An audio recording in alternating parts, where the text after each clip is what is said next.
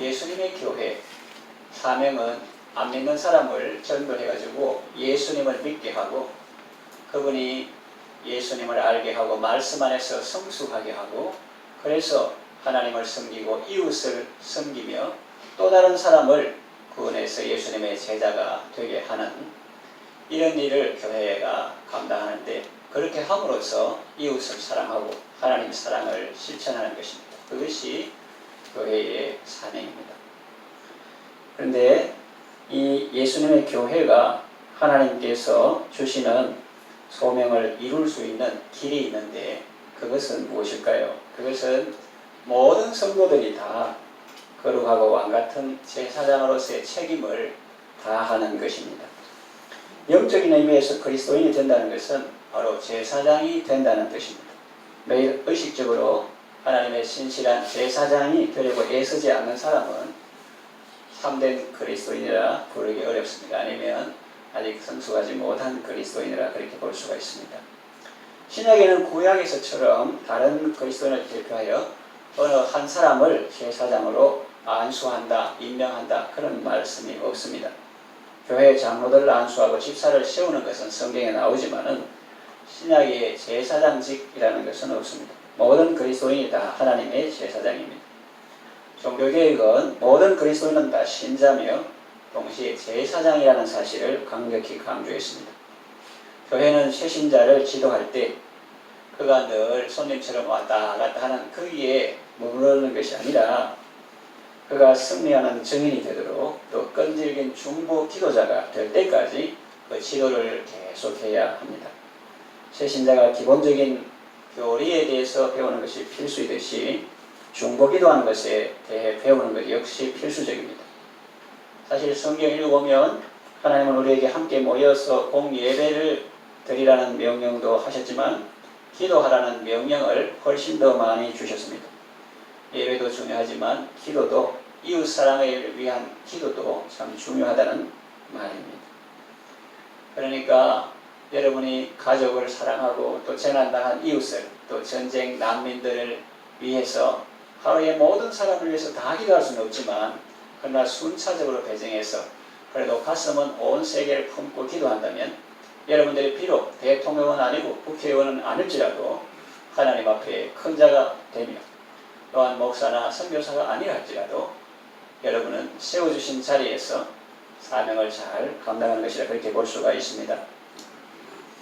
이스라엘을 향한 하나님의 계획은 이스라엘이 제사장 나라가 되는 것이었습니다. 출애굽기 19장 6절 상반절에 보니까 너희가 내게 대하여 제사장 나라가 되며 거룩한 백성이 되리라 그랬어요. 그래서 참 이스라엘 사람은 모두 다 거룩한 삶을 살아야 했으며 이 세상 끝까지 하나님의 복을 전하고 하나님의 빛을 비추기 위해서 구별되어야 했습니다. 왜 그렇게 chosen people 선민으로 만드셨느냐 하면은 그 사람들이 모델이 돼가지고 복을 받고 그래서 고기 잡을 때 위에 큰 별줄을 당기며 밑에 작은 그물이 쭉 달려오듯이 먼저 이스라엘 사람들이 계명을 지켜서 복을 받음으로 그 주변의 이웃들도 다 복을 받게 하도록 축복의 통로로 세우셨는데 이스라엘이 과연 그런 삶을 살았냐 하는 거죠. 이스라엘은 그러지 못했습니다. 그냥 우리가 선민이다. 이방인들 향해서 너희는 지옥 될 겁니다. 아침마다 내가 감사하는데 하나님의 은혜, 자기와의 관계 그거 안 하고 내가 여자로 오해하지 마시고 그 사람들이 그랬다는 겁니다. 제가 그런 게 아니라 내가 여자로 안태하는 거 감사하고 노예로 안태우는 거 감사하고 이방인으로 안태하는 거 감사합니다. 그렇게 맨날 선민의식, 특권의식을 가지고 사랑을 하면서 하나님이 무슨 목적으로 그들을 택하시고 무슨 목적으로 그들을 세우셨는지 그걸 저버리고 우상숭배하고 그렇게 살았습니다. 세상을 향한 하나님의 증인도 되지 못했고 하나님의 중보 기도자도 되지 못했습니다. 그런데 이스라엘 백성들은 성경에 나오는 그 욥의 체험을 배워야 했습니다. 우리가 욥이 말이 그 길고 좀 철학적이라서 어렵다 싶지만 잘 모르면 1장 읽고 41장 읽으면 그 결론 다 알 수 있어요. 욥이 그 친구들을 위해서 기도했을 때 하나님이 욥을 회복시켜 주셨죠. 신기하죠. 욥이 자기를 위해서가 아니라 그 친구들이 하나님의 인간관계에 관심이 있어요. 네 혼자 기도해도 되지만 그러면 안 되고 가서 친구들 너가 잘못했지. 그런데 욥한테 가서 기도해달라 해라. 그런 거예요. 그러니까 욥이 그 친구들을 위해서 기도할 때 하나님께서 욥의 기도를 들으시고 그 친구들을 사해 주시고 또 욥을 회복시켜 주신 거예요. 그래서 이것이 하나님께서 역사하시는 방법입니다. 우리는 내만 속닥하게 예수 믿고 다른 사람에게 죄 고백하거나 뭐 용서, 기도 이런 건 안 하고 그렇게 생각하기 쉬우나 하나님은 바로 당장 회복시킬 수도 있지만 욥의 기도를 통해서 그 사람들을 회복시켜 주시고 또 욥이 재난을 당했지만 다른 사람을 위해서 기도할 때 자기 자신이 회복되는, 그리고 소식 없던 사람들이 다 금고리, 은고리, 폐물 이런 거 다 가져와가지고 부자가 되는 그런 일이 있었습니다. 이스라엘 백성들이 주변 나라들을 위해서 기도할 때 하나님이 그들을 회복시키시고 구원해 주신다는 사실을 깨달았으면 좋았을 텐데 이스라엘은 그러지 못했습니다. 이사야 61장 1절에서 3절 보면 그리스도께서 이 땅에 사실 사역에 대해 설명되어 있습니다. 그리고 그 6절에는 시온 백성들이 여호와의 제사장이라 하나님의 봉사자라 일컬음을 받을 것이라는 사실이 예언되어 있습니다. 여기서 모든 백성들이 다 하나님의 제사장이 될 것으로 예언되어 있는 시기는 분명 오늘날 교회 시대를 말합니다.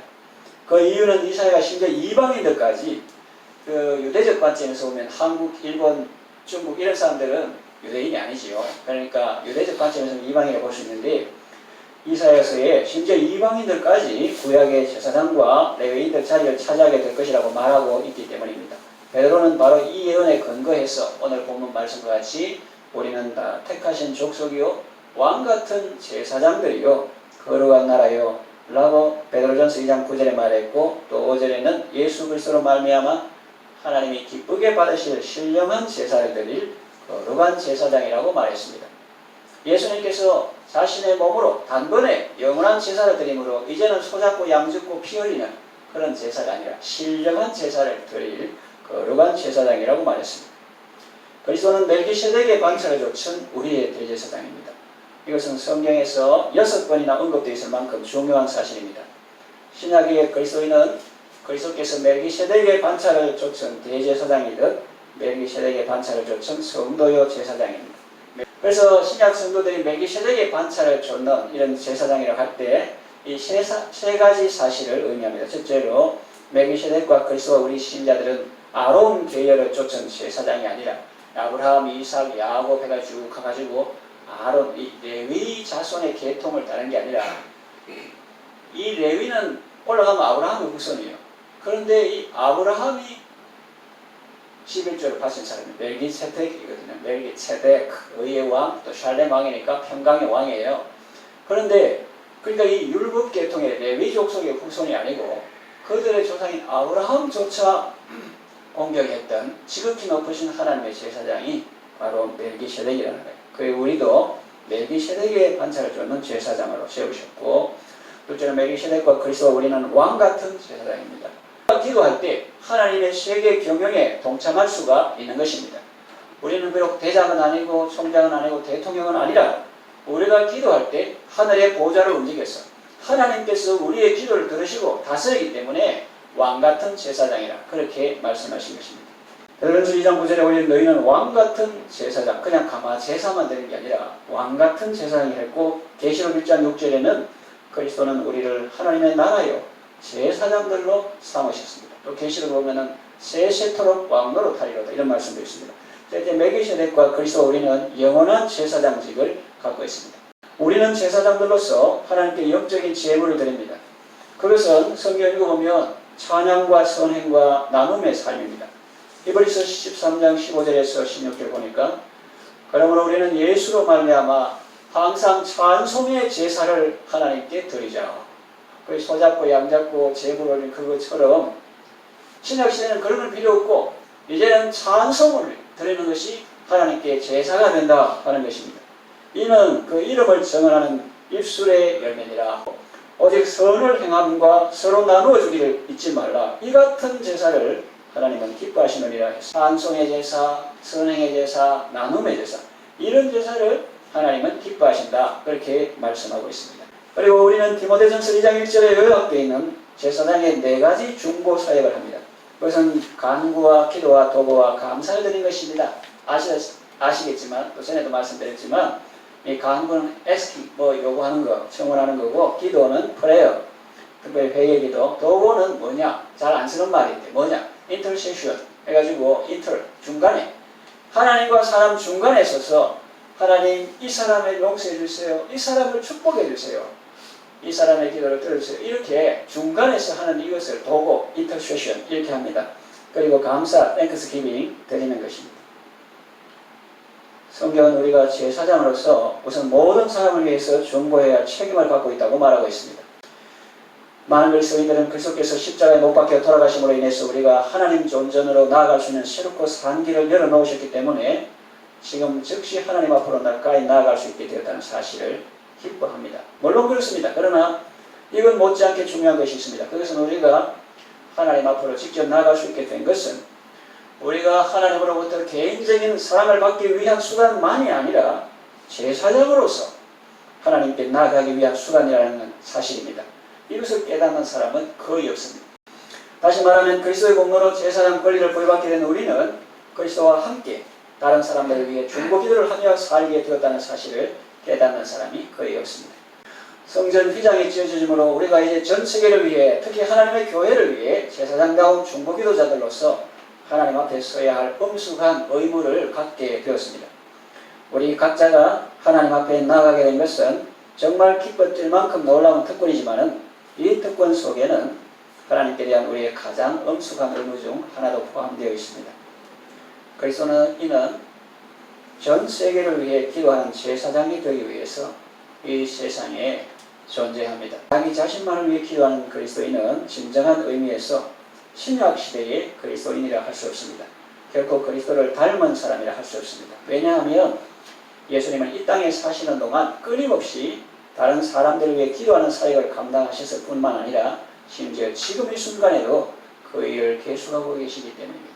그는 우리를 위해서 죽으신 자요 지금도 보좌 우편에서 우리를 위하여서 간구하시는 자신이라 로마서에 그렇게 말씀하고 있죠. 예수님을 닮았다 하면서 그는 이웃 사랑에 기도를 안 한다. 그는 예수님을 닮았다고 보기 어렵죠. 우리가 하는 일 중에 중보기도 사역만큼 예수님을 본받는 사역도 없을 것입니다.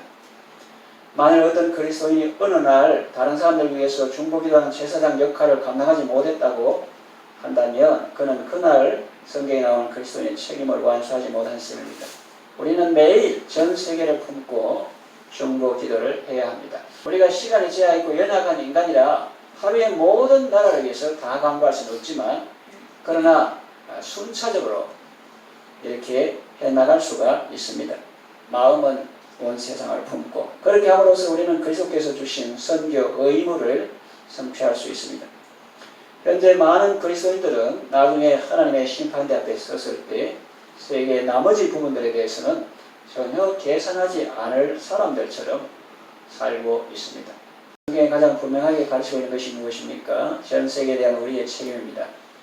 그리스도인들 가운데는 온 인류를 위해 중보기도해야 할 제사장으로서의 자기 책임을 인식하지 못하고 살아가는 사람들이 많이 있습니다. 만일 모든 나라들에 있는 사람들을 위해서 자주 간구와 기도와 도구와 감사를 드리지 않는 그리스도인이 있다면 그는 성경적인 그리스도인이 아니요 아직 성경적인 제사장은 아닙니다. 그리스도는 모든 그리스도인에게 자기 자신을 위해서뿐 아니라 다른 사람을 위해서도 기도하라고 명하셨습니다. 바울과 초대교회 지도자들은 모든 그리스도인이 다 기도해야 한다고 말했습니다. 혹시 여러분 가지고 있는 성경책 중에서 그 목사하고 전도사하고 선교사는 기도하고 성도들은 안 해야 된다 그런 책이 있으면 저한테 가져와 보십시오. 그런 책 가지고 있는 분이 혹시 있으면 이 모든 그리스도인이 다 기도해야 한다고 말했습니다. 사실 성경은 헌금이나 물질을 드리는 의무에 대해서보다 모든 그리스도인이 기도해야 할 의무에 대해서 훨씬 더 많이 말하고 있습니다. 하나님은 저와 여러분들을 너무나 사랑하기 때문에 이 세상을 어떻게 사는 것이 한 토막 짧은 인생을 가장 보람되고 의미있게 사는가를 우리에게 가르쳐 주시는 것입니다. 주보 속기에도 나오듯이 물이 아무리 맑아도 고이면 섞기 마련인데 하나님께서는 우리를 은혜의 저장고가 아니라 축복의 통로로 부르셨는데 그렇게 할 때 이웃도 살지만 중보기도 하면 그 중보기도 받는 그 사람마저도 나는 안 좋으냐? 그게 아닙니다. 중보기도 하면 중보기도 하면 그 사람도 좋지만 자기 자신이 좋아요. 자기 자신이 예수님을 닮게 돼요. 정말 온전한 그리스도인으로 세워져 가는 이런 놀라운 은혜가 있습니다. 다른 사람들을 위해 중보기도 한 만큼 그리스도를 은혜 안에서 살아가게 하는 의무도 없습니다. 이것은 기도하는 영혼 속에 사랑의 마음을 끼워주고 불쌍히 여기는 마음, 온유한 마음, 오래 참은 마음, 부드러움과 그리스도를 닮는 이런 여러 가지 미덕들을 함양시켜줍니다. 중보기도는 이 제사장 사역만큼 하나님의 백성들 가운데 연합과 사랑과 그리스도인다움을 만들어내는 활동도 없습니다. 다른 사람들의 짐을 나누어지지 않는 그리스도인은 성경적 그리스도인을 할 수 없습니다. 왜? 갈라디아 6장 2절에 너희는 짐을 서로 지라 그리하여 그리스도의 법을 성취하라고 말씀합니다.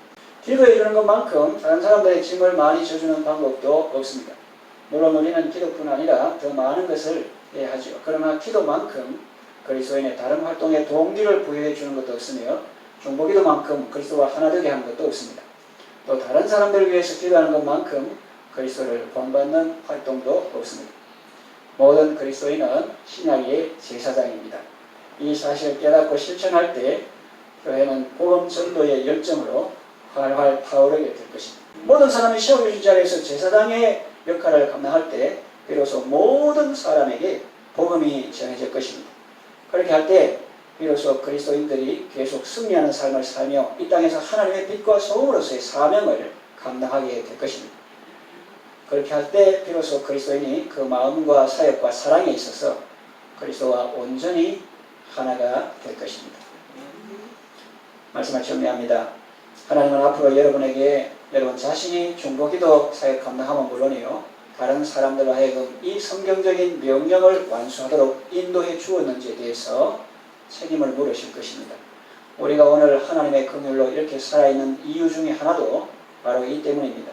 하나님께서 오늘 우리를 하나님을 섬기고 있는 이 자리에 두신 이유 중 하나도 바로 이 때문입니다. 다른 사람을 위해서 중보기도 하고 또 사람들을 중보기도의 삶을 살도록 인도하는 것입니다. 여러분의 중보기도도 그리스도의 손길이 온 세상에 미치도록 해야 합니다. 하나님께서 우리를 왕같은 제사장으로 세우셨으니 중보기도로 하나님의 세계 경영에 동참하는 귀하고 복된 삶을 살아가시기를 바랍니다.